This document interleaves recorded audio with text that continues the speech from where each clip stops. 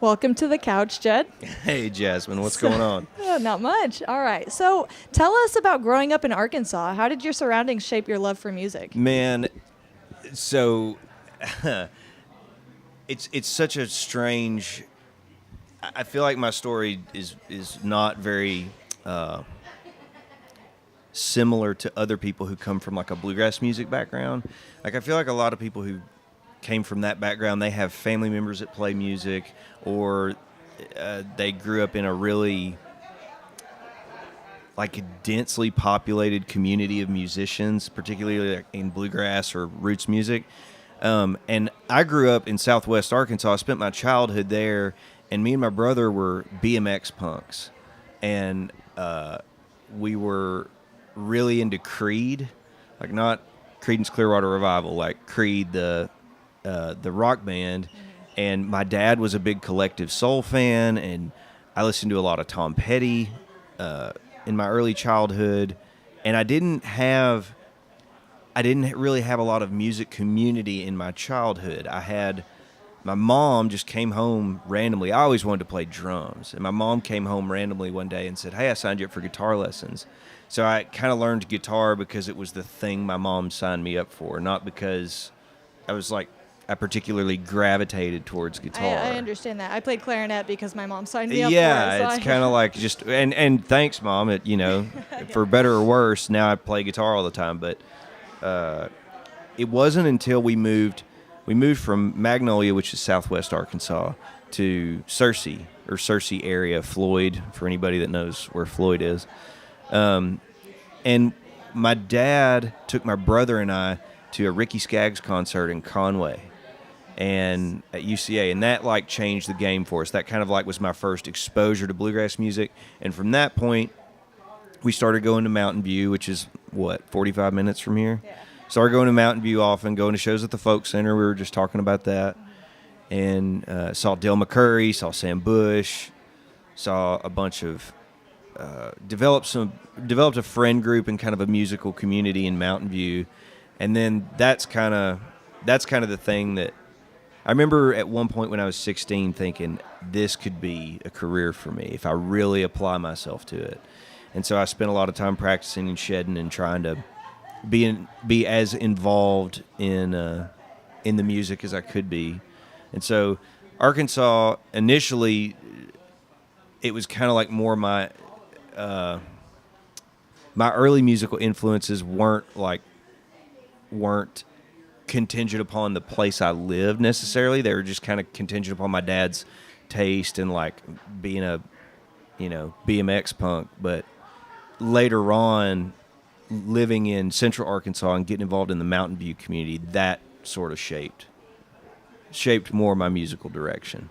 It's really cool. It sounds like you're very passionate about music. So, I don't have a lot of hobbies. Okay. So outside of music, do you have anything at all that inspires you or maybe helps you recharge if you've had like a long weekend of playing shows? Oh, man. That's a great question. Do you ever still BMX? No. Once you hit 30, all that stuff starts hurting a lot more. No, honestly, it's a very all-consuming thing for me. I'm trying to think of something I do, like, in the last 7-8 years, I've gotten more into writing, and I've kind of shifted from playing like, bluegrass band type stuff to doing more singer-songwriter-ish stuff. And so, but my life is pretty well centered around pursuing music in whatever capacity I can. So I don't really have anything outside of music that like I pursue. This is kind of it for me. All right. So your songs touch on love, loss, and resilience. What is your approach in writing music that's so honest and heartfelt?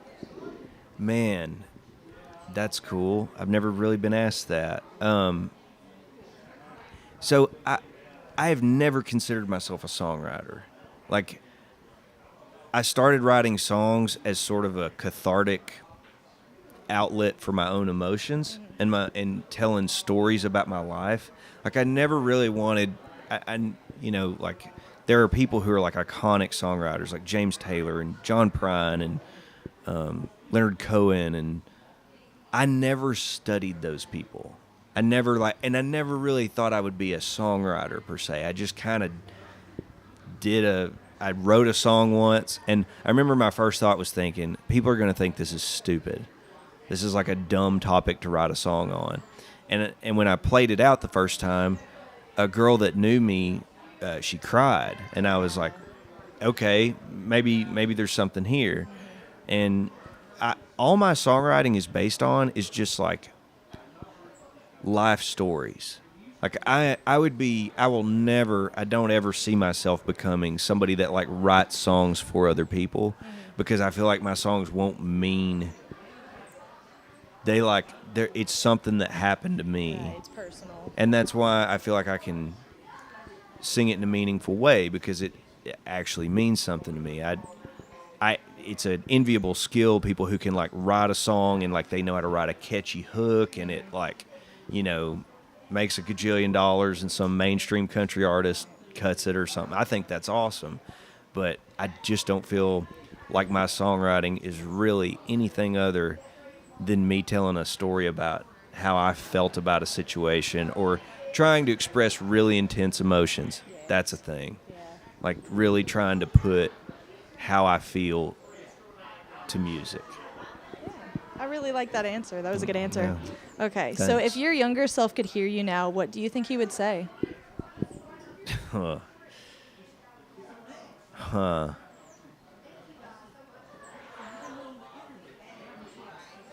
I want to say my younger self would say, why didn't you work harder?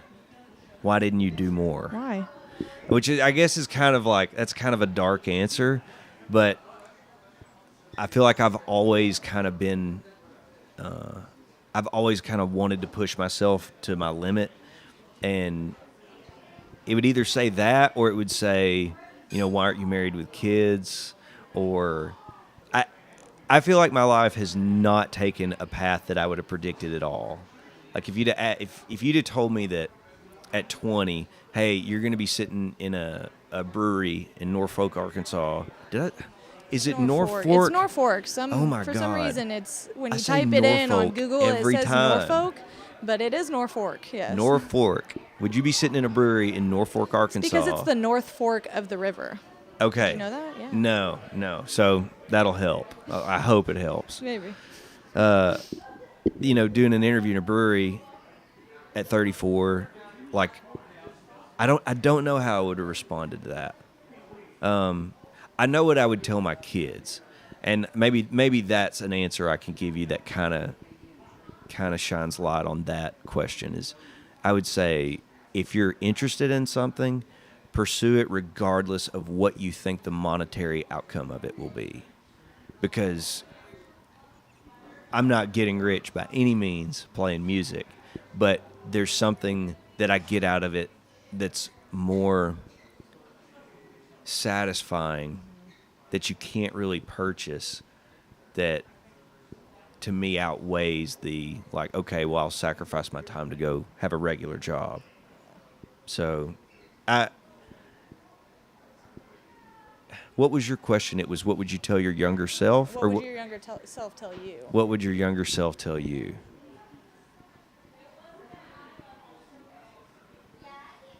I don't know. Do you think he'd be proud of you?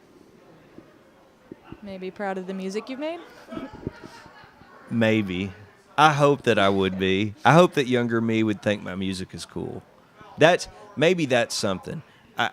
Younger me would tell me now.